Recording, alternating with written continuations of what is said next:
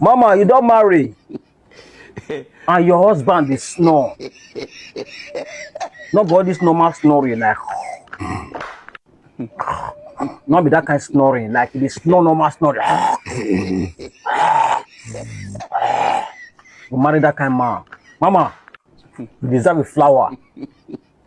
You deserve a flower, you understand? Because it's not easy for a woman to marry a man that is snoring like a generator, walking generator. You deserve a flower. Oh.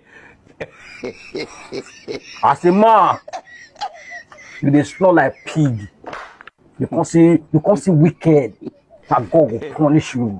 You can't see wicked to your wife. That God will punish you.